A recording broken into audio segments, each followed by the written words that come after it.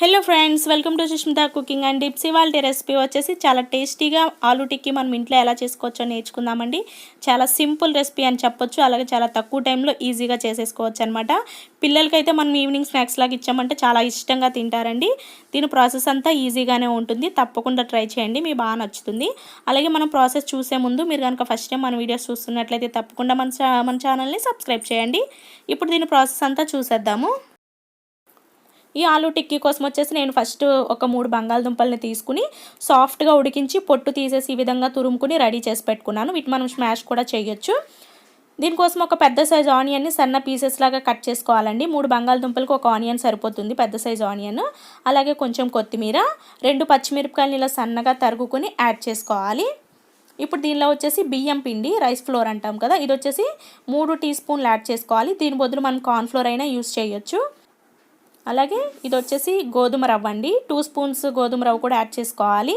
ఇది వేయడం వల్ల మనకి టిక్కీలు అనేటివి క్రిస్పీగా వస్తాయన్నమాట. ఇది మనకి రుచికి సరిపడా సాల్ట్ యాడ్ చేసుకోవాలి. ఒక 1/2 టీ స్పూను కారము, 1/2 teaspoon garam masala, 1/2 teaspoon chaat masala, అలాగే ఒక 1/2 టీ స్పూన్ ఆమ్చూర్ యాడ్ చేసుకోవాలండి. ఆమ్చూర్ మీకు లేకపోతే లెమన్ జ్యూస్ అయినా యూజ్ చేయొచ్చు. ఈ ఆమ్చూర్ అంటే నేను ఇంట్లోనే రెడీ చేసుకున్నానండి.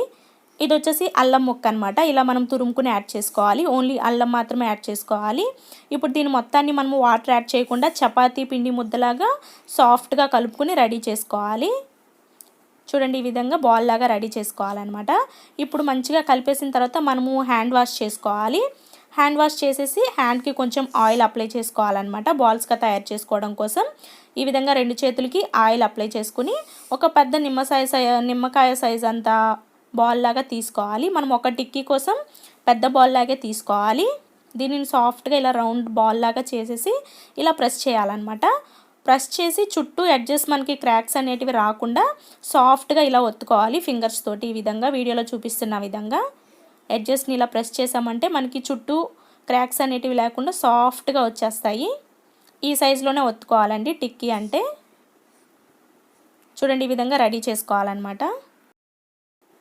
చూడండి, అక్కడ కూడా మనకి క్రాక్స్ అనేటివి లేకుండా మంచిగా వచ్చేసింది టిక్కీ. ఇప్పుడు ఇలానే మనం అన్నీ రెడీ చేసుకుని ప్లేట్లో పెట్టేసుకోవాలన్నమాట. చూడండి, ఇక్కడ నేను మొత్తం రెడీ చేసేసాను. ఇప్పుడు మనం వీటిని ఎలా ఫ్రై చేసుకోవాలనేది చూసేద్దాము. ఫస్ట్ మనం స్టవ్ పైన ప్యాన్ పెట్టుకోవాలి. ప్యాన్ పెట్టేసి దీనిపైన ఒక 2 టేబుల్ స్పూన్స్ ఆయిల్ యాడ్ చేయాలండి. ఆయిల్ మొత్తం ఇలా ప్యాన్కి స్ప్రెడ్ చేయాలి.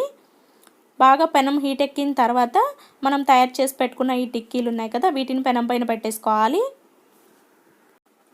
పెనం పైన పెట్టేసి మీడియం ఫ్లేమ్ మీద ఒక 2-3 నిమిషాలు ఫ్రై చేసామంటే ఇవి ఒక వైపున మంచిగా ఫ్రై అవుతాయి. నేను ఇక్కడ ఆయిల్ కొంచెమే వాడుతున్నానండి. ఇది పొటాటో కాబట్టి ఆయిల్ ఎక్కువ లాగేసుకుంటుంది అనమాట. 2 నిమిషాలు ఇలా ఫ్రై అయిన తర్వాత ఇలా మళ్ళీ టర్న్ చేసుకోవాలి రెండో వైపుకి. అలాగే ఫ్లేమ్ని అయితే మీరు హై ఫ్లేమ్లో అస్సలు పెట్టొద్దండి. హై ఫ్లేమ్లో పెట్టారంటే తొందరగా మాడిపోతుంది, లోపల అనేది అస్సలు కుక్ అవ్వదు. కాబట్టి మీడియం ఫ్లేమ్లోనే మనం దీనిని ఫ్రై చేసుకోవాలన్నమాట. ఇలా 2 వైపులా ఈవెన్గా ఫ్రై అయిన తర్వాత వీటిని మనం ప్లేట్లోకి తీసేసుకోవచ్చు. చూడండి, ఇక్కడ నాకు 2 వైపులా ఈవెన్గా ఫ్రై అయ్యాయి కదా. ఇప్పుడు నేను వీటిని ప్లేట్లోకి తీసేసుకుంటున్నాను. ఒక 5 మినిట్స్ పడుతుందండి ఇవి మనకి ఫ్రై అవ్వడానికి మీడియం ఫ్లేమ్ మీద. ఇప్పుడు వచ్చేసి ఇక్కడ నేను ప్లేట్లోకి తీసేసుకుంటున్నాను. ఓకే ఫ్రెండ్స్, మీకు ఈ రెసిపీ కనుక నచ్చినట్లయితే తప్పకుండా ట్రై చేయండి. మీకు ఎలా వచ్చిందో నాకు కామెంట్ సెక్షన్లో తెలియచేయండి. చూడండి, మనకి ఎంత మంచిగా కలర్ఫుల్గా వచ్చేసాయో అంతే టేస్టీగా కూడా ఉంటాయి. లోపల వచ్చేసి ఇలా ఉంటుందండి. లోపల కొంచెం సాఫ్ట్గా ఉంటుంది, పైన వచ్చేసి మనము గోధుమ రవ్వ యాడ్ చేయడం వల్ల క్రిస్పీగా ఉంటుంది అనమాట. Okay friends, thanks for watching. Please do subscribe. Bye bye.